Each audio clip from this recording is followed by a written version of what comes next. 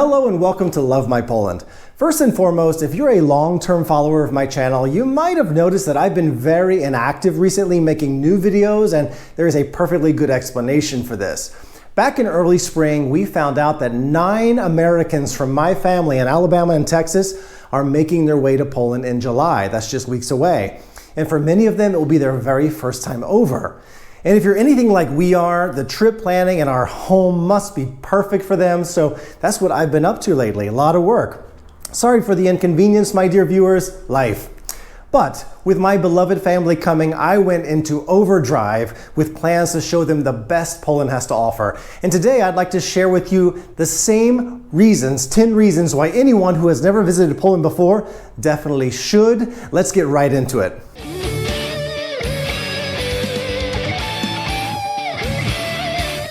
Reason number 1, vacation variety. A lot of folks who aren't familiar with Poland might be tempted to think it's a relatively small country, especially when you compare its size to countries like the United States or Brazil. But even with Poland being slightly smaller than my home state of Texas, it has never felt tiny to me. Here in Poland, it seems there's always something new to explore, and you will find everything you need to spend quality time during your vacation here, from gorgeous mountains and endless forests all the way up to countless charming seaside destinations. You cannot and will not be bored in Poland. Let's dive deeper into some of these examples, and I will prove it to you in the upcoming points.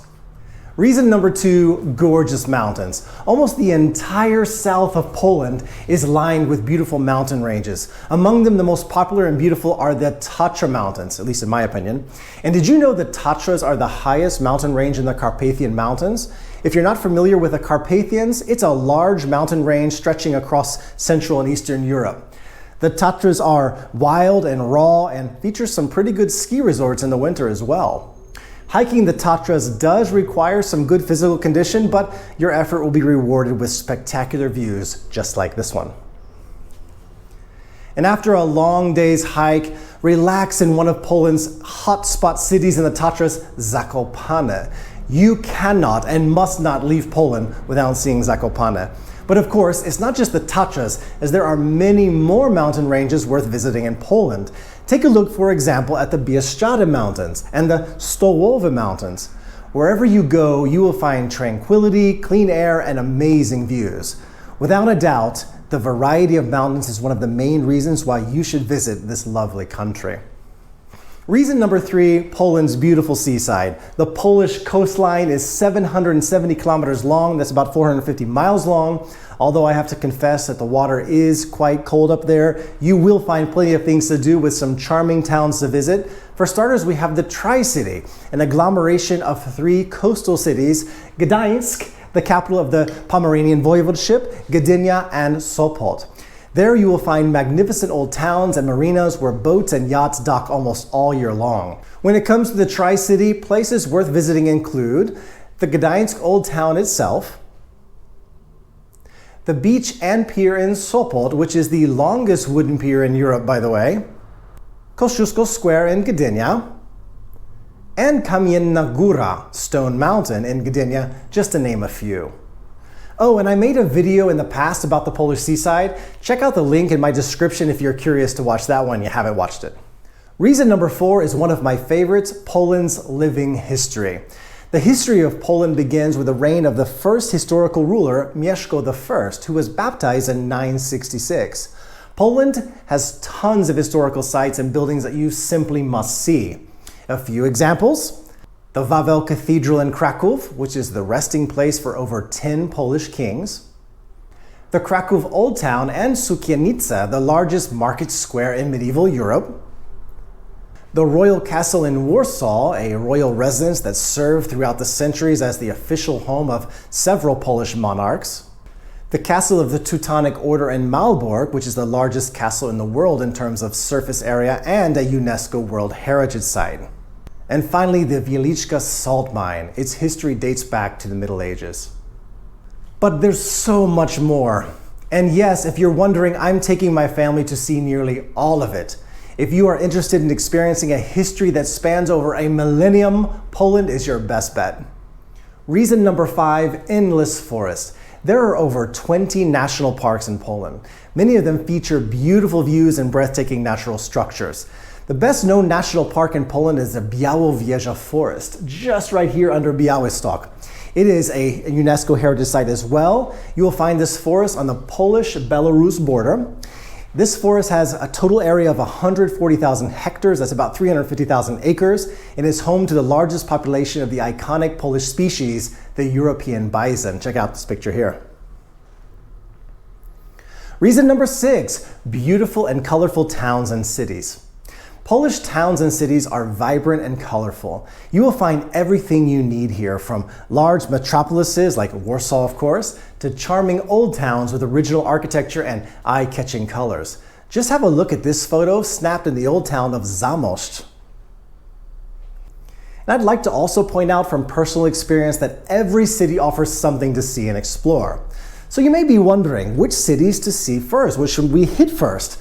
I'd personally start with Warsaw, Kraków, and Wrocław, also Poznan in that order. Also go up to the Tri-City. If you'd like to see some older towns, go to Toruń, Kazimierz Dolny, Chełmno, and Zamość. Reason number 7, Polish cuisine. There is simply no question. Poles know how to eat and they know how to cook. Polish cuisine is appreciated all over the world. If you'd like to taste real traditional Polish meals, start with pierogis. Pierogi. Frequently referred to as dumplings, they can be filled with many different types of stuffings, from curd cheese to meat and blueberries. Polish dumplings are typically served fried or boiled. Next up, gołąbki. In essence, these are cabbage leaves boiled and stuffed with meat filling, frequently with rice, and they are cooked and served in a delicious tomato sauce. When they are prepared properly, they are absolutely fantastic, perfectly filling and packed with flavor.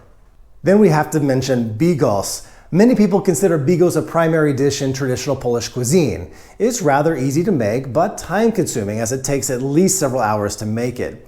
Bigos consists of cabbage, sauerkraut to be exact, and meat, usually sausage. There are also some additives such as mushrooms, prunes, onions, and spices.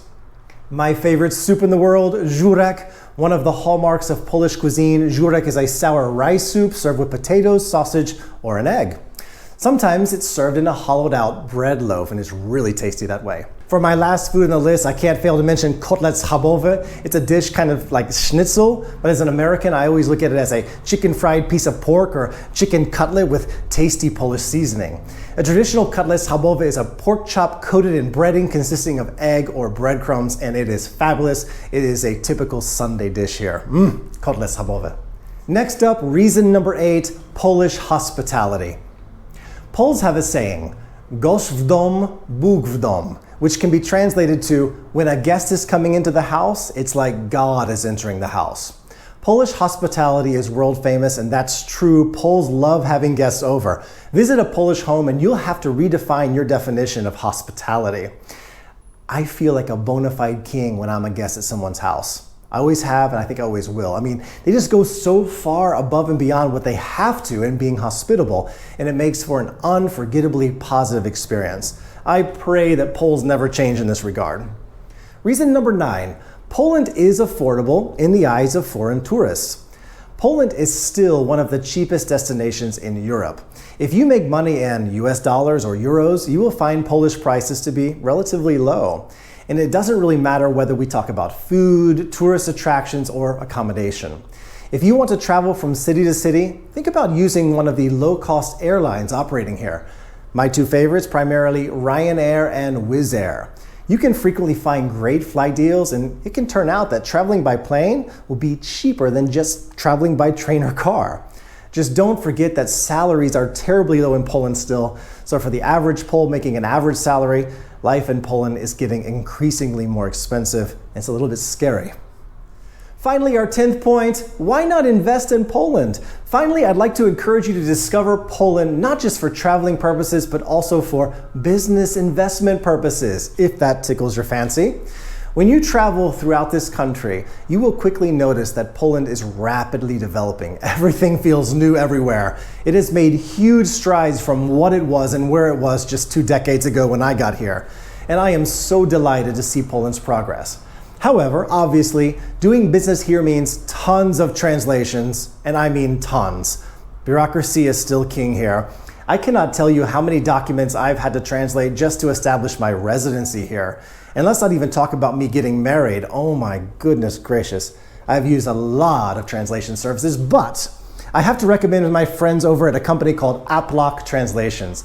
I've personally cooperated with them in the past and find them to be a top-notch translation agency. In fact, Aplock was my main inspiration for making the travel plans for my family's arrival. So thank you, Aplock, for helping me create this awesome list of things here.